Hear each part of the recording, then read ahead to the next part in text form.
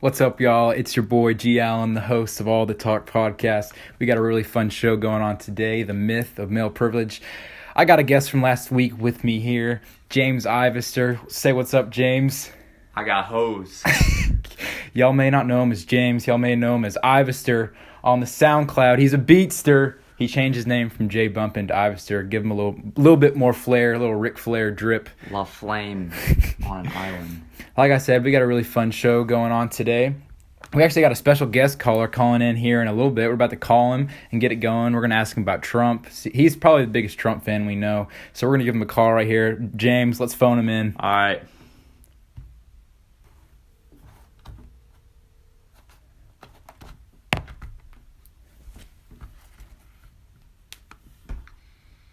Hello. Preston, what's up? What's up, G? How are you doing? How you doing, Preston? I'm doing pretty good. On the phone with us right now is the man, the myth, the legend, the Trump train driver himself, Preston Edwards. Preston, Sir. I'm so happy to have you on. It's about time we got you on the show. You know what? It's actually my honor, G. Thank you so much for having me. I've watched your podcast, big fan, and I'm really excited to be on. Yeah, man. Just a couple questions for you. We set up a little Q&A here going on. We're going to ask you some questions about Trump. So, that sounds great, actually. All I right. like talking about him. All right, yeah, I know you do, man. I mean, make America great again, am I right? Absolutely. Facts. So, first question I got for you is, what do you think about the possible government shutdown Trump claims will happen if Democrats don't cooperate on border security? I know he said he's not doing it anymore, but it's still a possibility. What do you think? Well, here's the deal. I mean, so the Democrats say that they weren't going to give him the $25 billion for the wall that he originally asked for, and Trump even cut it down to $5 billion. Yeah. And the Democrats won't even give him $5 billion. Instead, they offer a $1.6 billion proposal that will add more fencing on the southern border wall, and it will give somewhat security by putting more, like, ICE agents and stuff down there. Yeah. But here's the deal with that. We don't need more fencing. I mean, that's obvious. That's our problem right now, the fencing. I mean, the fencing is just not working. We need something that is sustainable and that they can't dig through, like cut through, you know? I mean, there's plenty of problems with the fencing that we have now.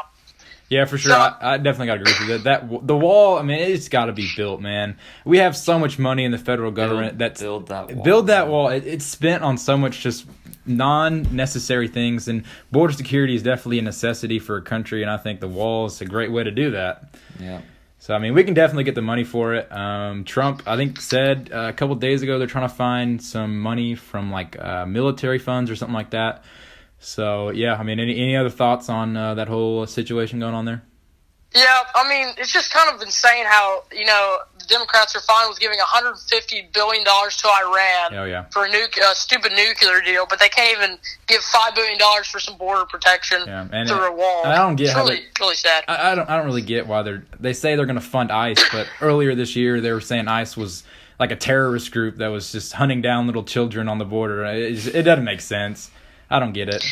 Yeah, it's really sad, and I mean, just name a country that doesn't have a border wall. Even Mexico has a southern border. It's just really absurd, and we got Trump stopped this migrant caravan that's coming in. Yeah. And you see how the media hasn't talked about that because they haven't came in yet, and once they start coming in, they're going to go all over that, and they're going to blame Trump, and they're going to just go off on Trump, and it's really just disappointing what's going on down there. Yeah, for sure. I mean, look at Israel. They got a wall around their city, or around I don't even know. Is it a wall on their border or something like that? Jerusalem? Yeah, Jerusalem. They have a wall, and like they have tons of guards with armed weapons. Yeah, and there used to be, I mean, suicide bombings about every single year, but since that wall has been built, there has not been a single suicide bombing in that in the city of Jerusalem. So much safer. Yeah, I mean, walls help. I mean, ever since the beginning of time, look at the Great Wall of China. I mean, all countries want to have secure borders. That's just a part of being a sovereign nation, as the U.S. is. So, next question I got for you, Preston. What are some of your favorite things that Trump has done in his presidency so far, man? Well, let's just start off with the main one that, I mean, is completely obvious. I would say the economy is, like, a really big one. Yeah, for sure. I mean, the stock markets are roaring. We got 4.3% GDP. Yep. I mean, I just don't understand what people are complaining about. Unemployment is the lowest it's ever been for all races. I mean, you got African American unemployment lowest it's ever been, Asian American, Mexican American, plenty of jobs out there coming back in. I love how he's doing the bringing the industry back in. You got aluminum coming back in. You got steel. You got plenty of industries coming back in. The car industries are pouring back in. And I just love how he's creating jobs for all these families. Yeah, I think it's great, especially for us as we're growing up, about to go into the workforce. There's going to be jobs everywhere. And hopefully we'll keep them in for 2020 so that prosperous state will just continue. So. Yeah, I for sure, yeah. So totally agree. I got a hot take for you here. Trump 2020? I mean, to be honest, I'm 100% on that Trump train. But here's the deal. I mean, there's really nobody that's going to compete with him. Yeah, I mean, the Democrats can't put out a candidate right now. I mean, they're scrambling to find one. I mean, what about Kanye? Well, I mean, that's a good one. Yeezy. I mean, he's Jesus, so he could probably do it. I mean, that's a good one. But listen to this. Right now, their front runner is Joe Biden. Yeah, just get out of here, Joe. This is a crusty old man. Joe Biden's a pile of crap. Yeah, poor guy can't even fill a phone booth because he's looking for somebody to punch out. So, I mean, it's really just a shame that that's their front runner. I don't think people are gonna. I mean, if he ran, I don't think he has the stamina or energy to compete with Trump. Yeah, dude's like 300 years old. He's ancient. I hope that the voters. I mean, I don't think I'll be able to vote. I actually won't be able to vote in the 2020 election. But I hope voters will be able to see just what Trump has done. I know people don't like what he says sometimes, but I mean, you can't deny the results. I mean, he's not there to sweet talk everybody, and I personally like how he's not afraid to say things on his mind. It's kind of a relief not having a president who's so politically correct and has to say everything the right way. It's a nice switch of pace. Yeah, for sure. So, Preston, thank you so much for coming on. We'll love to have you come back on the show. Maybe you can come on and actually join us in person next time. Hey, that sounds awesome. You know, it's my pleasure to be here. Thank you so much for having me. It's been awesome talking to you. All love from All the Talk podcast. All love, man. That's all I got to say. Preston, take it easy, man. You have a great day, man. No problem, y'all. Thanks so much. Yep. Man, that was awesome. I loved having Preston on here. It was good to get him on the show. I did too. Yeah, he's great. He knows his stuff, to be honest, too. So he didn't just hump on the Trump train blindly. He knows what he's talking about, and I hope y'all learned a little bit from him talking on the phone with us. So moving on, we're going to transition into the funny news story of the week. We're going to start doing this here at all the podcasts, every single podcast, just mix in like a little funny news story of the week. So the news story I got for you today, the headline of the news story is: the deputies find suspected burglar was a deer trapped in a bathroom in someone's house. So basically, someone heard some ruckus going on in their house, and they decided to call the police because they thought it was someone breaking into their home. But it turned out just to be a deer. Now, gee, how do you think it got in there? I mean, I'm not really sure. I mean, those hooves, I mean, maybe even grabbed the door. Yeah. Maybe he busted in the window. I mean, we actually have a quote here from the buck that was actually taken from the bathroom. We actually got into the questioning room when he was taken into custody. Yeah. And so we have some inside sources here at All the Talk podcast. Mm-hmm. And so after he was taken into custody, the police were questioning him there, and they asked him why he broke in. And this is a quote from the deer. He said, "I don't give a buck what they say. I was just trying to make some dough." I mean, that's an inside source, so you can take it for real. I mean, he didn't give a buck. I mean, I guess you think he could have been like singing "Do Bomba"? I mean, I got dough. That's too corny. I mean, deers like corn though, so I mean, do they really? Yeah, they eat it. They have little corn feeders. So Spencer's a deer. Spencer is a deer. I mean, he can probably get some deer up in Iowa with his little corn feeders. Spencer Whipple's from Iowa, if y'all didn't know that. Yeah, so we hate him. He's kind of a corn boy. Like, he's the most annoying boy. All right.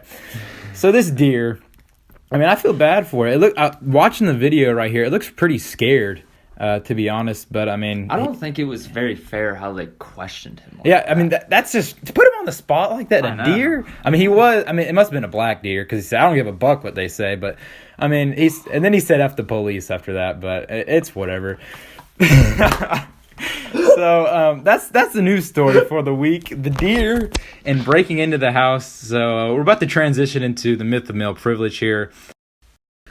Okay, to start off the rest of the show, we're going to be talking about male privilege. And so you hear a lot of people on the left and a lot of feminists today pushing this idea of male privilege.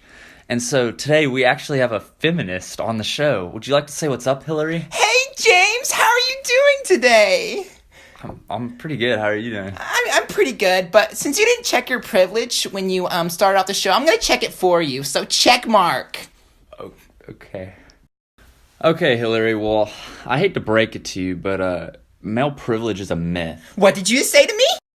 Male privilege is a myth. All right, listen here, you pig. I know I majored in gender studies, but just because you have a business degree doesn't mean you should make more money than me. Look at the pay gap. Look at the freaking pay gap. I make 78 cents per your dollar. What is this? I know I can kill my children, but it doesn't mean anything. You have male privilege. All right, that's it, Hillary. You got to get off the show. What do you mean, get off the show? Go. Get off the show, You gotta Hillary. leave. It's okay, I'll be back. You gotta leave. I'll be back in 2020 when Hillary Clinton wins the election. Hillary's in prison. Yeah, just leave. Get off the show, Hillary. I know you want to leave. Just leave. Goodbye. Thank the Lord, Hillary's Oh my gone. gosh. I'm glad she's out of here. Her pink hair was scaring the crap out of me. That's radical feminism at its finest, everybody. So, moving on to a more civil discussion about male privilege and the myth that it is, we're going to start off by defining what privilege is. So, the definition of privilege is the special right, advantage, or immunity granted or available only to a particular person or group of people. And so, feminists say that men have rights that women don't have, and men have privileges that men have privileges that women don't have. So Feminism 101 states that male privilege is a set of privileges that are given to men as a class due to their institutional power in relation to women as a class. While every man experiences privilege differently due to his own individual position in the social hierarchy, so if he's in prison, I guess he'd still be experiencing male privilege, but every man, by virtue of being read as male by society, benefits from male privilege. So James, I'm just going to ask you, do you feel like you have male privilege in this country? No. I mean, just ask all the men that are incarcerated at a higher rate than women, the men that are in prison, the men that are more likely to be sexually and violently assaulted. Look at the numbers. Men are more likely to be violently assaulted and actually more likely to be sexually assaulted when you take into account the amount of sexual assaults that go on in prisons. Mm-hmm. And so you look at those facts, and men, they don't have privilege. There's no written down law that says men can do this and women can't. The only actual law that says that is abortion. Women have the right to kill the baby inside them because apparently it's a part of their body. But if a man beats a pregnant woman, he's charged with, the crime is just incredible. That's what he's charged with. But yeah, it's obvious. All the facts are out there. It's just this stereotype that males have more than females. Yeah. And it's just been like that over the years. And there has been less women's rights in the past. But as far as today goes, there's nothing that... like that. Yeah, and you look at it, you say the country was founded by white men, which it was, but those exact white men were the same men that granted women the right to vote. Because the whole thing is, when you look at the majority of women, they didn't want to vote. Actually, it was the minority of women who wanted to vote, and the majority of the men who are on the side of the women who gave them the right to vote. And so men are drafted, women aren't drafted. I'd say that's definitely not a privilege for men. So when you look at this topic, men and women both have different privileges that go on in their lives. Women get to have children, and so they get maternity leave for up to 9 months. Men don't get to take that 9 months off of work. If they take that 9 months off of work, then they lose their job. And so, like I said earlier, men are more likely to be the victim of violent crimes. And men are incarcerated at staggering higher rates than women. And so all these arguments that men have this unforeseen privilege, and some people even say it's a systematic privilege, but they can't point to any law saying that men... written down in the law that say that men have more privilege than women. I think in this country that with the capitalism society we live in, everyone has equal opportunity. And if you're living in a basement and you have all sorts of siblings with you and you're working with a single mother, you have the same opportunity. You may not have the same advantages, but you have the same opportunity to become rich in this country, just as the guy who lives in a middle-class home. Because if you work hard in this country, that's what this whole American dream is founded on. If you work hard in this country, and you can make it to the top if you make the right decisions. And so I think this whole women arguing about male privilege is just a really small minority, but the media blows it up to make it seem like male privilege is some like big issue that we really need to deal with in this country. Because the system is not against women. I mean, even though there are only like 19 women on the Supreme or in the Senate and like 21 in the House of Representatives, but over half the population is women. So if you think that women were pushing for women to be in politics, then there'd be more women in politics because they're the ones voting for them. Right. So it's about qualification. It's not about your gender necessarily. The more qualified you are, the more probable you're going to get the position. And if a male has the same qualifications as a female, whichever one's a better fit for the job. So if you can point me to an instance where a woman had better qualifications, better knowledge on the subject and better resources for the job than a male, and the male got the job, I can support that and say that's not right. But you can't point me to an instance like that. And if you want to point me to an instance like that, I love for you to drop a comment, text me, comment on my Instagram page, what you think that an instance of this happening is. And so one of the really big arguments that the supporters of male privilege argue is this whole idea of the pay gap. This study done that said that women only make 79 cents per dollar. So women make 79 cents to what a male makes per dollar. And so it's a 79% of what male make. And this study has been proven false numerous times by many actually credible economist websites and magazines. And so Karen Lips, a writer for Forbes magazine, even stated that the White House and others who promote the myth are manipulating statistics in a way to convince women that they are the victims of systematic social discrimination and therefore stand to benefit from further government action. So, that's pretty deep. Yeah, you hit that right on.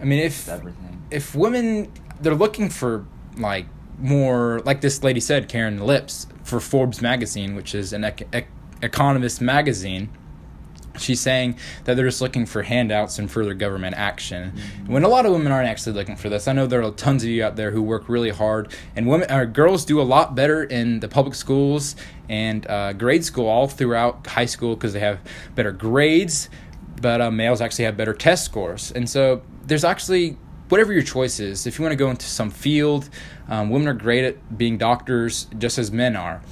And so there's these stereotypes that people associate, that people say, well, I go to the doctor and expect to see a male doctor. Why would you do that? That's just a prejudice. Women are just as capable of becoming doctors as men are.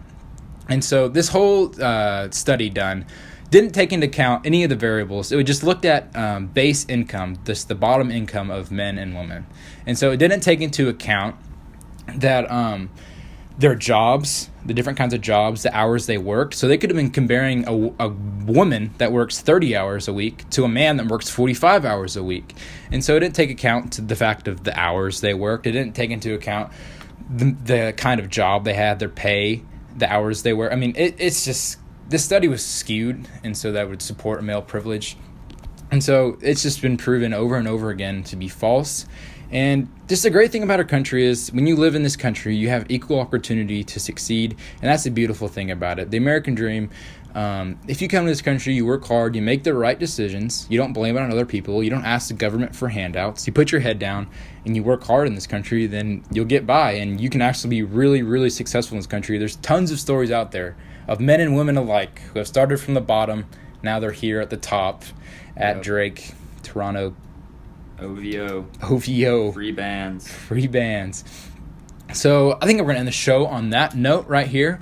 And so if you supporters of male privilege are out there listening to this and you object to anything I say, or you can show me a written law or an instance where a man had more opportunities than a woman, show me. Come on the show. Leave a comment below. DM me on Insta. Comment on my Insta at All The Talk Podcast. That's what it is on Instagram. And I actually just made a Twitter. Actually, it's All The Talk Podcast as well. And so Thank you so much for your time. It's been a really fun show. I hope y'all had some laughs. Guys, we need all y'all to like the video and subscribe to All the Talk podcast. Yeah, it'd be much appreciated. Like it, subscribe to it, share it with your friends. Yeah. Put it out there. And get it out there. Let's get this thing big, because I think that's a really cool thing. We can come on here and express our views on stuff. Also, if y'all have any more questions, put them down below in the comments. Yeah, if you want us to answer a Q&A question, you can put it down in the comments. We'll get to those probably next episode if we get enough of them. And so thank y'all so much. We're going to end the show. All the Talk podcast signing off. G and Ivister. See ya. The Beatster. Peace.